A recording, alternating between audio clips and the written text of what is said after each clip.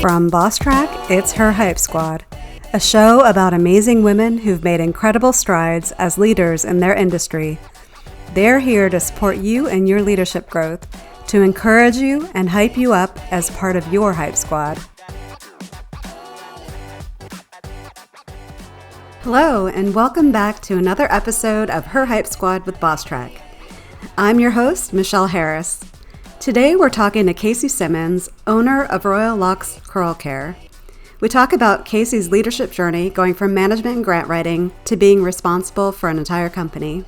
I think you're going to find a lot of value in our discussion about how she thinks about building and leading her remote team. I hope you enjoy our discussion. Casey Simmons is the owner of Royal Locks Curl Care. It's a direct-to-consumer curly hair products brand. She has over 20 years of management and operations experience. Casey and her husband purchased Royal Locks Curl Care in 2019 after Casey suddenly found herself with wavy hair after her pregnancy. This naturally awakened her curiosity about curl care. Casey finds the curly-haired community to be such a vibrant and active group, and she wants Royal Locks to be a partner to that community. You can find Royal Locks on YouTube, Instagram, Facebook, and TikTok, and the company's website is www.royallocks.com. So without further delay, let's get into our discussion with Casey. So hi, Casey. Thank you for joining us today on our Her Hype Squad podcast. We're so excited to have you join us today. Yeah, thanks. I'm excited too. Thanks for having me. Yeah, so we told the listeners a little bit about you in our intro, but I'd love for you to tell them about you, what you do, about a little bit about your company in your own words. Sure. Let's see. I am Casey Simmons, and I own Royal Locks Curl Care. And Royal Locks is a curly hair products company. It's a small niche, direct-to-consumer curly hair brand that provides a whole array of styling, cleansing, conditioning, anything you need to make your hair, your curly hair, even better. It's curl enhancing is what we call it. And I am originally from Florida. I lived there all my life. And then I moved when I got married to the Northeast. And we bought this company. Actually, we didn't found the company. We bought it, which was a whole interesting thing. It's a fun story on how that happened. And we bought it a couple of years ago, and I've been running it ever since. Great. And I just want to put a plug in for your products. I have tried the shampoo and conditioner and the gel, and being down here in Miami myself, it's definitely when I go, I'm straight now, but when I go with the wavy, it makes it so the waves so nice and like takes the frizz out completely. It's amazing. It's amazing what it can do, and we can go into it later. But I don't have a background before this company in things like marketing for curly hair brands, chemistry, anything like that. So the past 2 years have been really fun, super challenging, but really fun. And now I'm this like huge wealth of knowledge on hair chemistry and how things bond and the reason why you don't have frizz and why they're curl enhancing. It's really fun. Oh, that's great. Well, I'd love to hear, since we're with Boss Track, we're focused on leadership. I'd love to hear what leadership looks like for you with Royal Locks. Leadership for me looks like finding the most important and unique talents of a team and how they can pull those talents out and put them together for use, with what we're doing. That was really the key factor. Is everyone has different ways of delegating, but I find it's more than delegating. I think it's really pulling out those awesome talents of where different people in the team are going to make the most impact. That was really important to us, especially we had a lot of problems with COVID, supply chain issues, and we had to really push our team. They went to the limits with everything they could do. And I think if we hadn't figured out each individual talent and where people are willing to work the best, it wouldn't have been as successful. So I think that's really, it's not just being resourceful. If everyone says, oh, delegate. I don't think it's just delegating, because you can give instructions, right? And if people are pretty intuitive and helpful and effective, you can kind of figure something out. But I didn't want people to just figure out a task. I wanted them to really put their talents and how can we do this the best, most effective way, especially because come to find out this category, what people call a space of curly hair, is so competitive. It's so much more competitive than we ever thought, which is great for the curly hair community. But for us, we really needed to be on top of it. Great. And I didn't think about that. When you acquired the company, did you acquire a team as well? Was it like a full-blown, it was just, okay, just the brand? No, actually, we essentially bought what was an Amazon listing, a great Amazon listing it actually wasn't just an Amazon listing. It was an Amazon, they call it a listing, but it had, 23 different listings within it. And it had a small presence on a website, which was great. But what we really saw was the huge customer base, the loyal, there's a big loyal customer base there. I think with curly hair, you try out a lot of different things, but when you find something that works and something that works within your routine and your lifestyle, you tend to stick with it. And that's what was so attractive to us. And so we bought this with the intention of, we really saw opportunity to turn this into a full brand. It wasn't just the Amazon part. We want to expand the brand, expand to other e-commerce, our own website, things like that. And we didn't have a team at all. The woman we bought it from, the founder, she was amazing. She did it all on her own. She actually formulated the first product. That's how it came to be. She was a curly girl herself. And as a teenager, she would go to the drugstores, like a lot of people probably did, and try to mix different products and figure out what worked for her. And then she started formulating it. So it was just her, and she was doing it basically on her own. And we put together a team we have this amazing brand strategist that works with us. My husband was actually doing the finance for a while. Now he's on to different things. But we have a great factory. We had to find a factory. We had to find, a chemist. We had to find all these different people. So you have to really put together the whole team. Wow, that's amazing. Yeah, it was wild. And so I know you've had some leadership positions before you started the business, and you can feel free to go back and forth. But in terms of like becoming a new leader, because a lot of our audience are newer leaders, like what do you think is the most important thing to learn? Like stepping into your leadership role with the business or from your past experience? I think it's both. I did not have this in my background at all. I wasn't in marketing. I wasn't in, direct to consumer brands. But what I did have, I was a consultant. So I always started off, I was a grant writer and administrator. So I was an independent contractor for multiple different local governments, nonprofits, and healthcare organizations.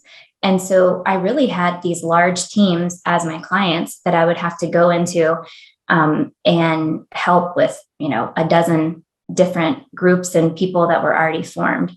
So it's really interesting to be able to come into a team that's already there, knowing that you're there to help because they've asked you to, but they also have a wealth of information. And I think that's really important, is knowing like what you can bring to the table, but not discounting what other people have. And, if they've done this before, great, you have a different perspective, but how can you maybe not reinvent the wheel, maybe just pump it up and make it a little bit better with their help. And I think that knowing that, for me personally, like, I think that I have a lot to bring, I have a lot to give, but maybe I'm not necessarily the most important person of that topic. Maybe I'm not the smartest of this idea, right? And knowing that, I think, makes you ahead of the game. Like, you hired these people, right, for a reason. You came into this company or whatever you're doing. They hired you for a reason. You're there with this team. And unless you're, completely starting over, you're using them all for their talents, for what they have. So really pull that out and see what they can bring together. Because sometimes a group, synergy is like the whole is larger than the parts. And I think that's really how it was with this team. So as a consultant coming into different groups like that really helped me figure out different areas and what talents lied within and what could be utilized best. And the overall outcome of the projects were usually much greater and actually had longer standing change, I think, longer standing impact, because we would go in and see what either within communities or organizations, what was working and how we could just help boost it. Mm-hmm. I love that you brought that up, because just this morning I was thinking, we talk a lot in our personally in our courses about building trust with your team, for them to trust you as a leader so that you can get the most, productivity. But right. At the same time, you need to trust your team. And I hear that coming through in what you're saying, that you hire for the right people for the right positions, and then you trust them to do the job. And That's right. so I love that. Thank you. Not to say that you can't course correct, right? Yes. Everybody needs, and I get course corrected all the time. Not to say that you can't do that as a team, as individuals. But I do think it's important. I felt that as a consultant and really an entrepreneur, like I would feel very trusted coming into these different communities and groups. I was there for a reason, and they looked to me and the team that I had, and we were going to do a great job for them and make changes. And it's really fun. I get to look back and see, like, I helped raise funds for this project that I can physically see, or that I know is still going on to this day. And that was like 25, 30 years ago. Mm-hmm. So I hope to do that with Royal Locks and turn around and say, like, that was there, and that, we rebranded and we did all these things, and look what a more impactful, greater change it can have, because it's not just about the products. I think curly hair is really about a lifestyle. It's about an expression, and that's really come through with our rebrand. So hopefully that will last. Okay. Thank you for sharing that. I wonder if you have any interesting, funny stories where you might have made a mistake. I call it your oops moment as a leader. I was thinking about that. I know I'm sure I have many. I was thinking about, who doesn't, right? If we're being honest. Yeah. And I think actually, if you don't, then there might be a problem, right? Because you're not growing. But yeah, I know I was trying to think about what funny things. I couldn't think of big oops moments. I definitely have very funny, humbling, on the ground moments before this, working as a consultant, and working with my dad first. He was the same grant consultant. Mm-hmm. So he started out in Florida, working with lots of different local governments to help, do the same thing, get grants for their different funding projects. So as a teenager, I started working with him. And when you hear different stories, I'm just making this up, but, hard bootstrapping, I was on the ground doing these different things, really in the trenches. It was really true for us. To get these grants, to get the funding for these different projects, you have to really delve into and physically be in the communities, and you have to do surveys, and you have to ask them questions. So we would show up to people's houses, because it was a very early on business before he really expanded. And he would take me, and we would go to these houses and knock on people's doors and say, hi. Can you imagine someone asking these personal questions? But that's how you did it. And then later we'd come back and we'd knock on the door again, and you'd be like, hey, do you remember how we asked you these questions? Well, great. Thanks for helping us. Now you get, because of this work, it was 2 years later.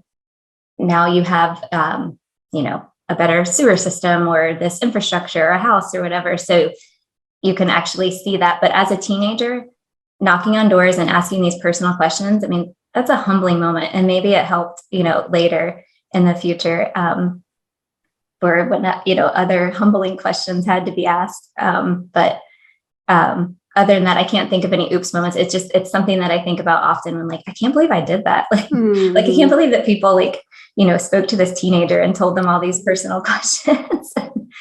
So. But I have to believe that probably taught you resilience, and even to some point rejection, and made you stronger as a leader. Because I can't imagine that everybody was welcoming as you were knocking on the doors. No, and they weren't. And the things that you're asking are like, okay, let's say, Florida, especially you're in Miami, right? A hurricane comes through. So here's like, half of your front porch is down the street at somebody else's, and you're in this distress and you're asking people these questions like, how much money do you make? How many people live in your house? I mean, who wants this? That's bizarre. And you're a teenager. But my dad was like, no, this is what's happening. Like, we need to do this. This is important. And, you're going to help learn how to do this. And I did. So it's definitely important later, I think. Yeah. Oh, wow. What an experience. Yeah. And I know, so kind of backing up a little bit, you talked about your team, and it sounds like you're managing everybody pretty remotely. Yes. Curious, like if you have some helpful tips, like what you've learned as you've tried to manage a team remotely, because I know a lot of people have been doing that for the last two plus years with COVID, and really trying to still figure out how to move forward with that. Certainly. I think it was interesting. So we bought the company fall of 2019, right before everybody, inevitably would have COVID hit. But we bought it as an e-commerce business. So we knew that we were getting into a remote situation. I actually thought that we would travel. My intention was travel to the factory, travel to meet the chemist, be more involved. And I think now we'll start to do that. I think it's a combo of working remotely and efficiently. I'm a person who I really do not like to have meetings. I get really aggravated. It's like, why are we doing this? Like, if you just want to say hi, we can have coffee, over Zoom. But if there's not something that we really need to discuss, I'm a big fan of long tail agendas and questions before the meetings. We actually will have little small conversations or emails before, so that it's super fast, because I've really seen Zoom fatigue a lot. And I think that that happens if you're like back to back to back with things. So I'll actually make sure that one day, I only have I don't have a day with the meetings back to back to back, so that I can have a couple of meetings, and then immediately afterwards, I try to make a to-do list, start to see what can come from those, from the outcomes from those meetings. And then the next day followed up, with something else, so that maybe it's a team meeting once a month. Maybe we have a couple that meet once a week. But with those, I find if we have the small agendas before in the emails, back and forth, they're really efficient. And then I am going to start, I'm excited, to start traveling now. I think we need to do like in-person touch points with different groups just every once in a while, because I think there is something to in real life if you can.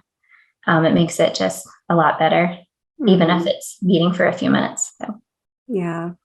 So I wonder, so this is a question I get a lot, like how do you know that everybody is doing what they need to do, and how do you more effectively track work productivity? I think that seems to be the biggest question, is not necessarily trusting, but having that sense of, you can't see everybody, you can't see what they're doing. How do you make sure everybody's living up to their expectations? Definitely. I think it's when I feel it personally, when my team is proactive and reminding me and giving me information, any kind of work product before I've asked. Like, they know that, okay, here's what's coming up and this is what we need. And these are probably the questions that you're going to ask. And so even before we've had that, I know that they're really working on whatever task it is. Let's say it's, we're constantly taking suggestions, and we look to consumer reviews. So let's say we've had a product that people could, think could use a little revamping, and maybe we're meeting with the factory, the chemist, our brand strategy, this whole array of a team. And when they start providing information ahead of time that that is going to be important, then they've already done the work before you've asked. They're doing the things, they're having meetings without you, which I actually love. I know some people probably wouldn't, but I like when they have little small meetings. Okay, let's get together because she's going to ask these questions. And I think that shows you. I think that's even more important than just saying, camera on during a meeting or whatever. Because I understand that importance too. But yeah, I think it's, my husband Duncan says, surprise and delight me with work. And I think that's like exactly right on. Like when someone can surprise and delight you with something that you haven't even thought of or asked yet, that's perfect. I like that. I'm going to have to remember that. Yes. Surprise and delight. That's right. Like, what you got? I'm curious, and this is getting a little off topic. So I imagine with having a product, especially product like hair care product, it's more likely to get a lot of reviews. And how do you know? Like I know, people are more apt to leave comments that are negative. So how do you know when something needs to be changed, or if it's just, somebody venting? Versus venting, I was going to say. Yes. And you know what? I actually think venting is great too. I actually ask people, like, I wish they wouldn't vent online, because it just really, it's now the customers are creating this narrative and changing everything about brands. Like they're in control now, which is great for a certain extent, but it's hard when they don't have all the information.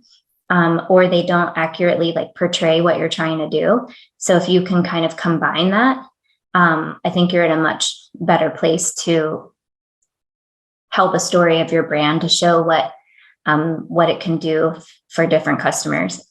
So sometimes with reviews, you can tell, like, especially with hair care, it's actually pretty interesting. So there are things like benefits, right? You mentioned frizz. You mentioned we have, the shape of your hair. They call that definition.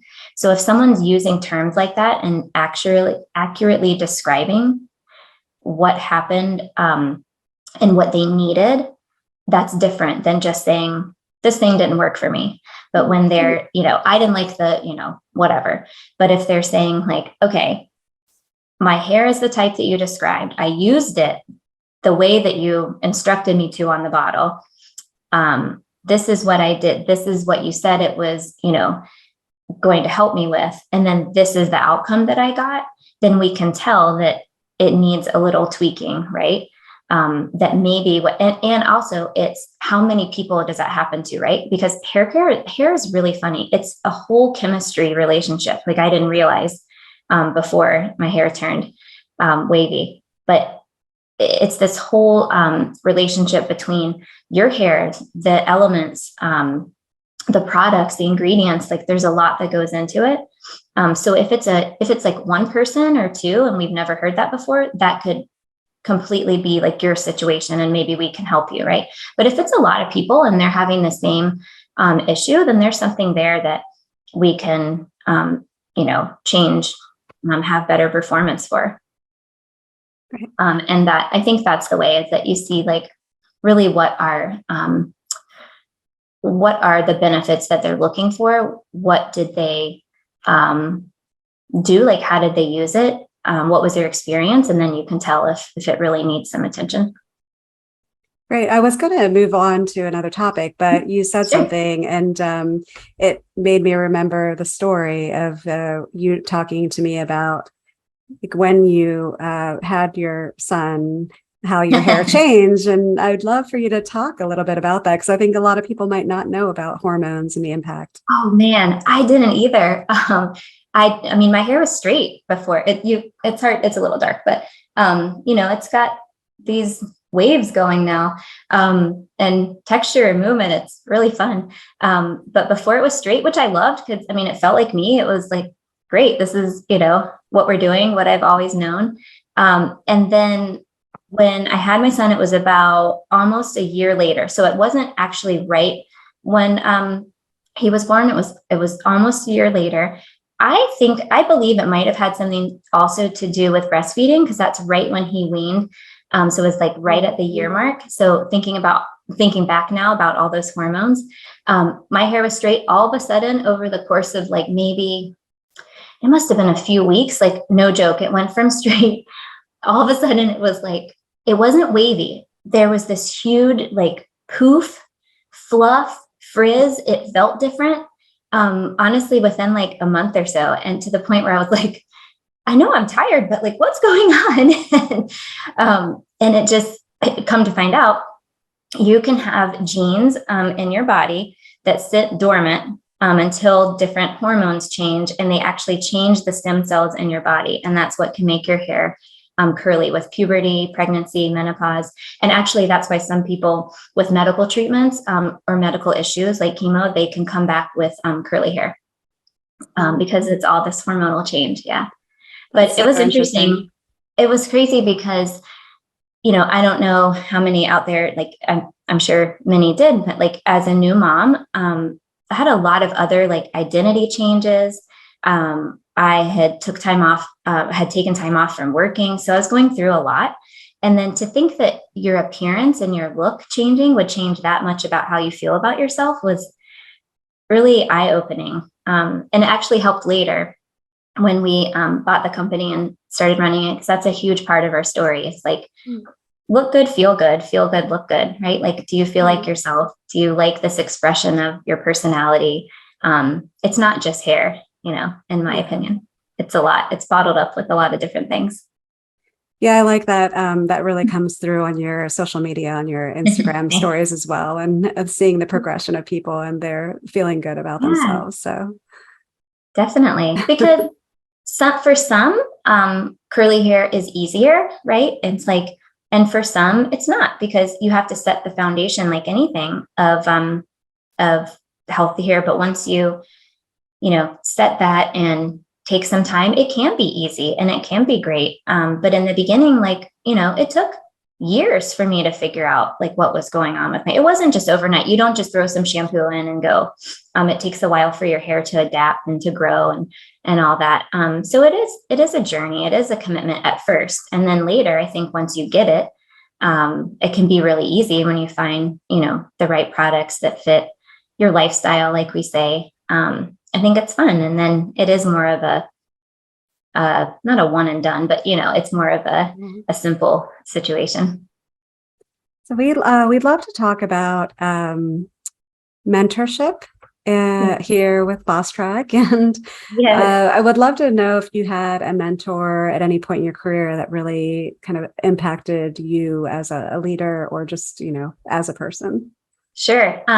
Besides my dad, I was thinking about this the other night.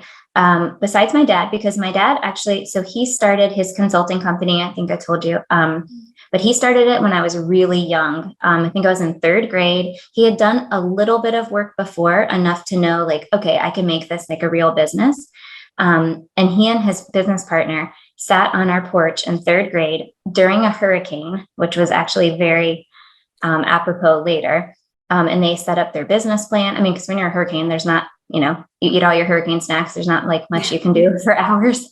And they sat on the porch and they wrote their business plan and they started their whole journey. And come to find out, he started getting a lot of grants for disaster recovery. That's why I say it's apropos. But he started that out. And then I worked for him during high school. And then later, after grad school, when I wanted to do something similar, I went off and I did more nonprofit healthcare, but I also worked with some local governments. And he was actually my first client. So he was smart enough to say, I'm not going to set you up as an employee because you need that track record. So I was young and he set it up as a contract, just like I would get with anybody else. And had that. It was really nice to have that track record. So he trusted me but knew enough to be able to say, like, this is what you should expect from people. This is what you need to do to get that. And then the other one, I would say, I had a really cool internship in college. And it was interesting because it was a similar background with working with my dad with these grants. It was called Home and Neighborhood Development.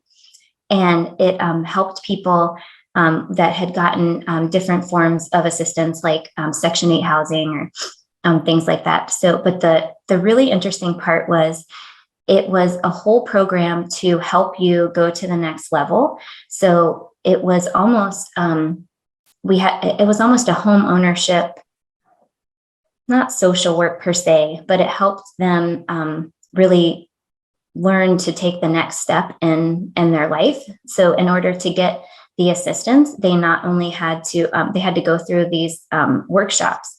So we had to talk about what's your job, like make sure that you have like a really steady income. Can you do certain like home improvements to your home so that you take this ownership in it and you know what to do, which I thought was really cool. It was another like level. And like what's your stake in the community? That was a huge part. Like, how are you here? It's not just a house, right? It's a community. And I always took that, and I really liked my boss. He was the executive director, and he was really involved. And I saw how he built the community with different people, because it could have easily just been, here, fill out this form, here's your check, right? And which is great because people need help. But he made such pride and ownership and such a community out of that program. And it's, you can still see the results. So I think it's really important to see that longevity, I guess, is important to me.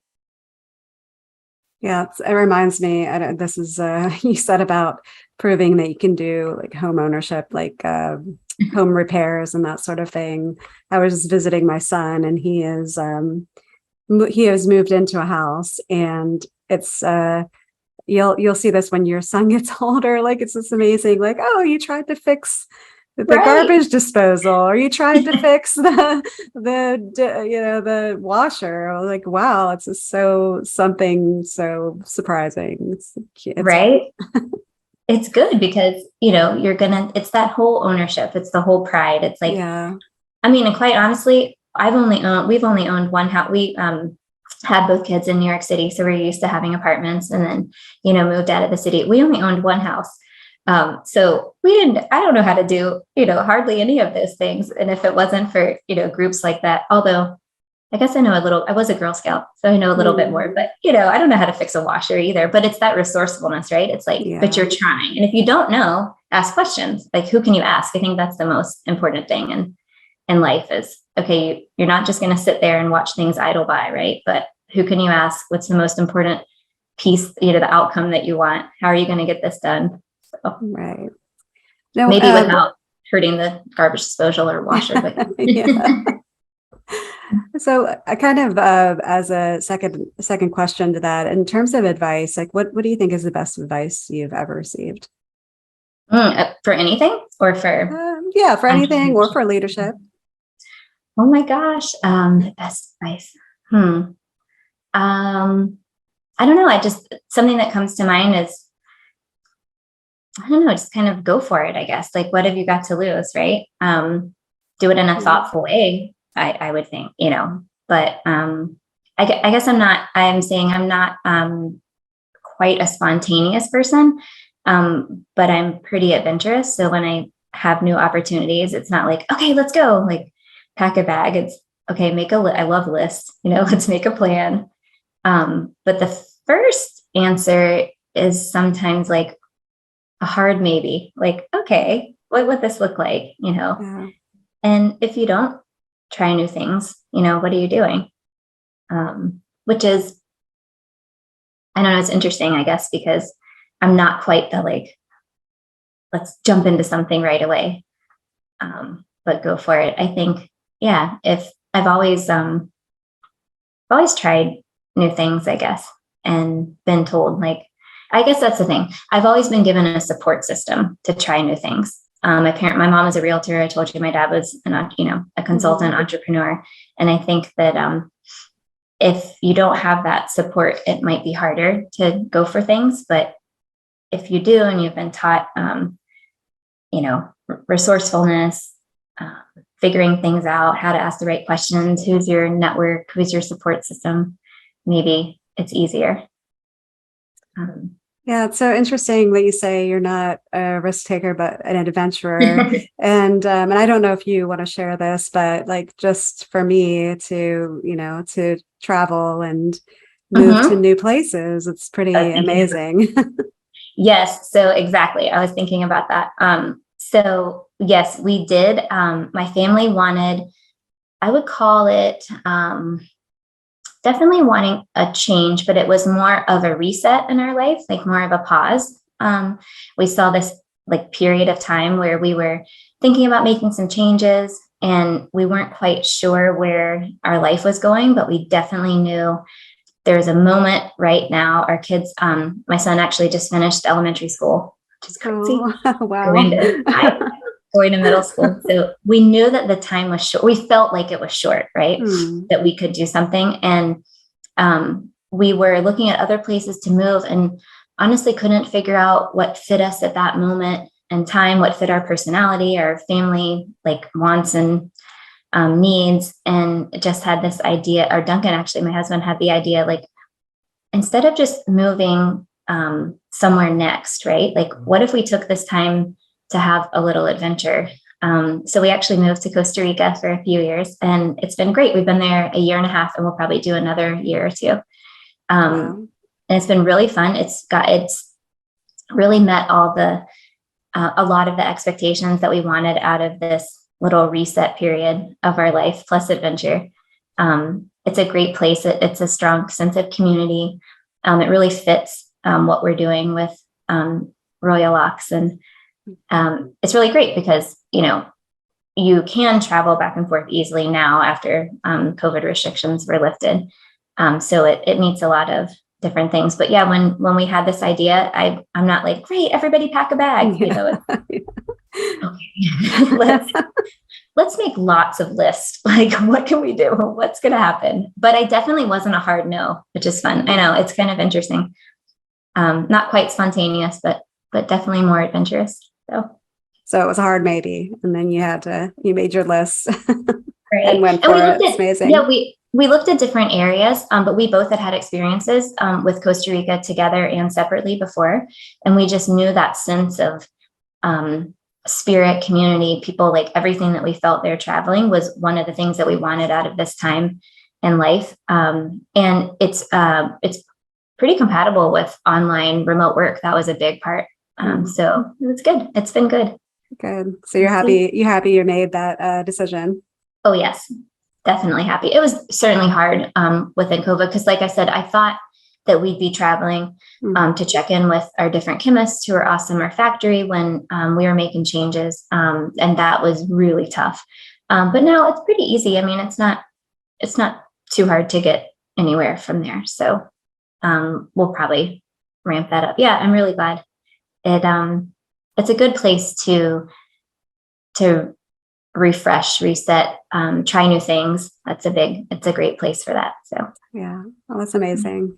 Thanks. So kind of, I guess, in line with that, do you have like a daily routine that you do that kind of you would say attributes to your well-being from day to day?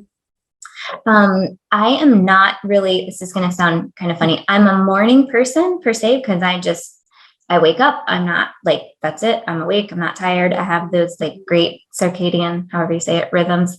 But I'm not the type of person in the morning that's doing like the reflection.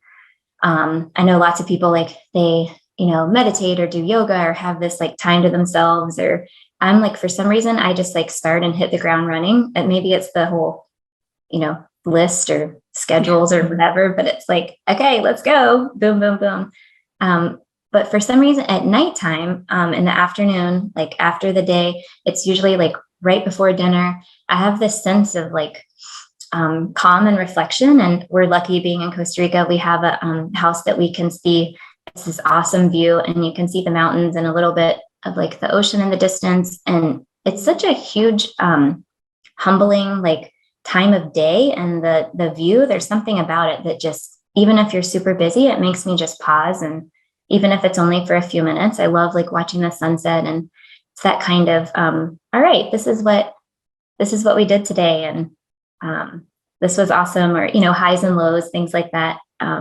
It's just a really nice way, I think, to pause. And I also, I'm trying to make at least once a week, if not maybe more, something for myself per week. If that's like getting together with a friend for a hike, being with my husband, going on, a bike. He likes to bike a lot. Anything like that, being with the kids. I think I need once or so, at least once a week is like my minimum, to do something that's just for me, just for us. no agenda, just kind of a time to get what you want out of life away from work and agendas. And it's really great to have that, I think.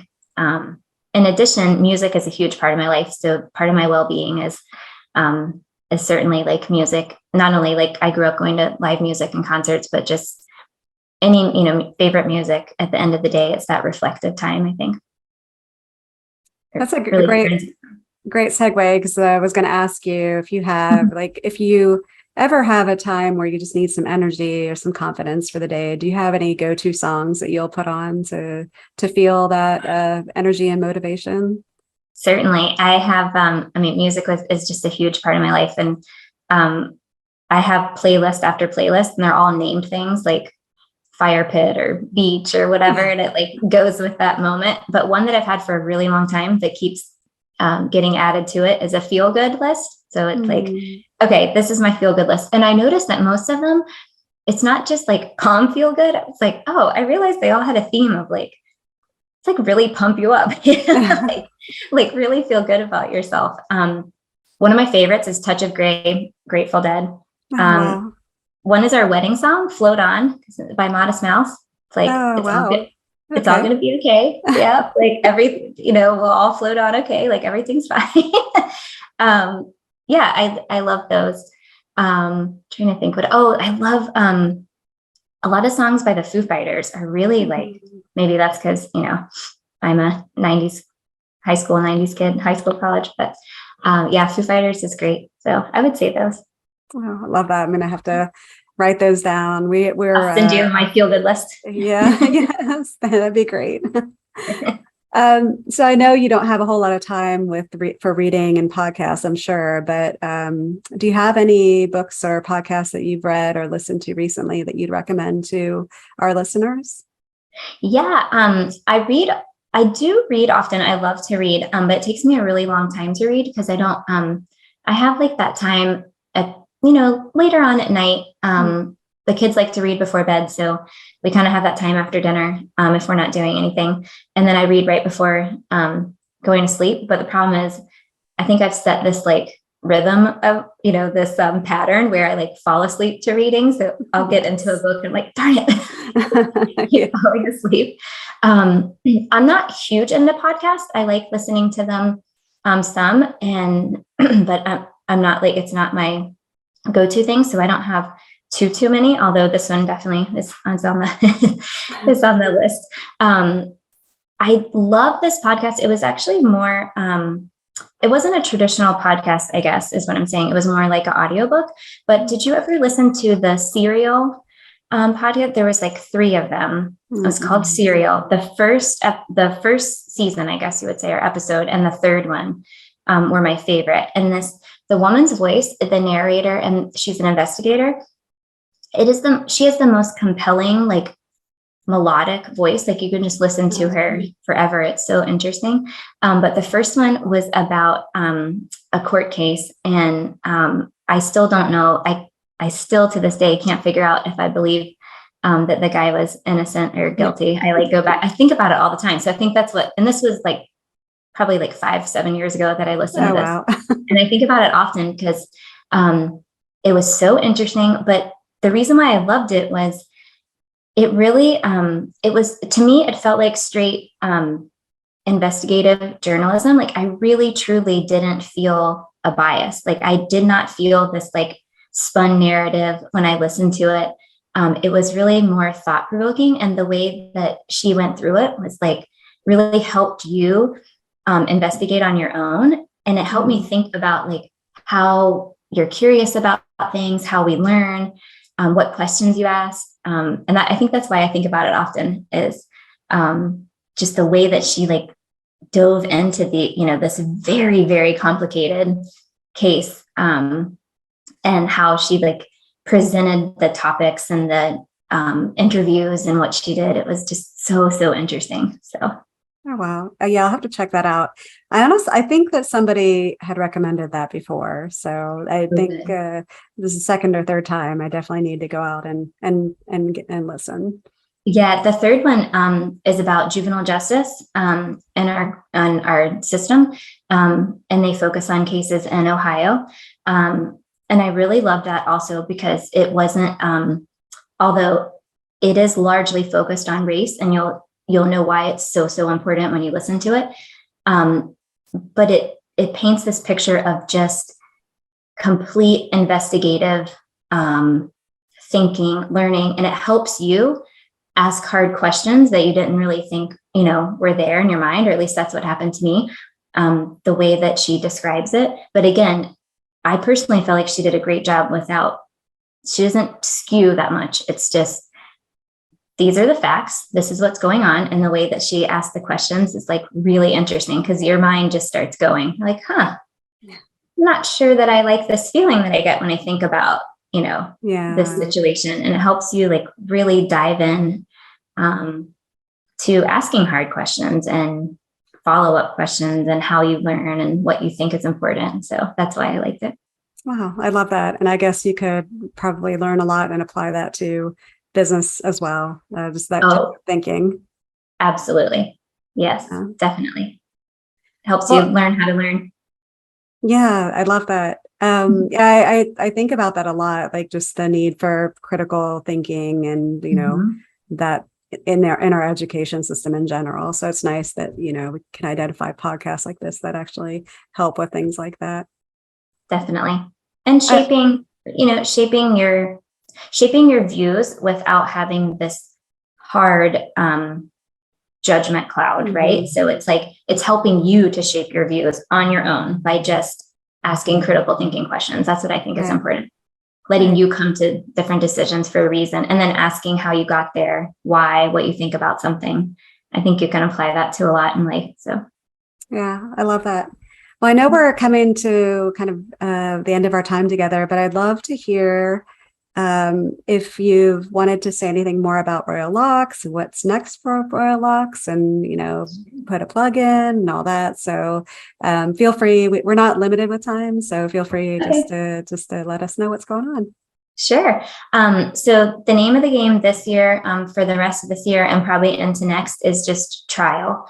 Getting our products into as many hands as we can, telling our story, teaching people what we've done, why we think that we are set apart in some ways from others. And basically our short story is that we rebranded. And when we rebranded, we brought production from overseas to the US. We thought it was super important for a few reasons. One, just that we, are a US company and wanted to produce there and have that whole reason for being. But two, it was definitely in the best interest, we say, of your curls. We were able to be more curl enhancing when we moved production and cleaned up the formulas a little bit. We were able to make them greater performance, which was really important by doing this move. It's not just a move where you move a warehouse. Come to find out, you look at the chemistry, you look at the formula, the batching instructions. It's like a recipe for spaghetti, right? You can't just move something like that. You have to, you have the opportunity, I guess, to make changes. And that was really important to us. Not too many changes because we wanted to stay at the core of like why these products worked. So I would say they were just tweaks. They made better performance, and then in doing that, we really put more of a personality into the brand, like what we stand for and what Royal Locks is all about. Who is Royal Locks? What are these products for? It's not just to make your hair curlier. Like I said, it's more of a lifestyle, and we have different sets that make it really easy to get into curly. If you're new to curly, is what we call it. So like me, when I found out my hair was wavy curly, I had no idea what was going on. I had never looked hardcore at ingredients before. I didn't know that there were things like sulfate-free shampoo that was really important because it doesn't strip your hair of like the natural oils that you need. I didn't know any of this stuff. So when you're new to curly, either because you've had a change in hormones and your hair all of a sudden turned curly, or maybe you knew that you had curly hair all along, but you straightened it and you're ready to not do that anymore. You want to like embrace your curly hair, but like me, you don't really know where to start. We make it pretty easy by saying like, this is the outcome that you want. Here's what you need. They're in these little sets. It's shampoo, conditioner, a styling product, and then you can add on as you become more comfortable. I think that's really important because it's an easier entry to a routine, but because of the ingredients and the products, they're high performing. They really work. They're super curl enhancing. So I noticed after only a few weeks of just using shampoo and conditioner, the shape of my hair was better. It was curlier, bouncier. There really is a chemistry to these products and the ingredients. And I think that's super important.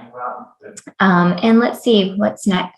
Besides trial, like we just want to celebrate these curls with the world and help people come to love them and get as many people to try them as we can. And we're actually another thing that's important with that is we're loving the whole this whole social media world can sometimes be really frustrating because it's screens. But for curly hair, it's been a wealth of information. There are so many tutorials out there. There's so many influencers we work with. We have our YouTube channel, which you can look up any problem that you're having. And honestly, there's curl training, how to get the frizz out. I mean, and you can just watch these videos and say, oh, okay, this is an easy solution for like what I was looking for. So really enjoying that right now and sharing that information, I guess, through this medium of social media has been really fun. Oh, great. Thank you for sharing that. I didn't realize you had a YouTube video, so I'll have to, or a YouTube channel. So I'll have to take a look at that. We do. YouTube is really great. And Pinterest, actually, similar reason, like Pinterest has been great. We go on there and share in addition to, the Facebook, Instagram, TikTok. Those are great too. We have all the tutorials there, but I find sometimes with YouTube and Pinterest, it's just an easier place to, this is, what I'm looking for. But a lot of them are great for many reasons. I mean, TikTok is so much fun, right? You go in there and do all these different trends. Instagram has been that's where I started looking for information. I think it's the go-to, like really helping with educators, influencers. They've been really, really great with us trying our products and teaching people different things, teaching myself different things about curly hair. So, yeah. Amazing. Well, that kind of leads to, so you have all these places where people can find you. If somebody listening wanted to reach out to you, if they had a question, like what is the best way for them to reach out to you? Well, our website is royallocks.com. That has a wealth of information and a contact us. Instagram and Facebook is at Royal Locks Curl Care. TikTok is at Royal Locks CC. But all these are on the website. So if you can just remember royallocks.com, you're pretty good. Great. And we'll be sure to add that to the notes as well, so everybody can see that. And I'll put the YouTube in there because it's, one of those longer. Yeah. You can't really remember it very well, but yeah. Yeah. I get that. I forget how many videos you have to have before you can actually assign like a name to it. Yeah. I think it's a lot.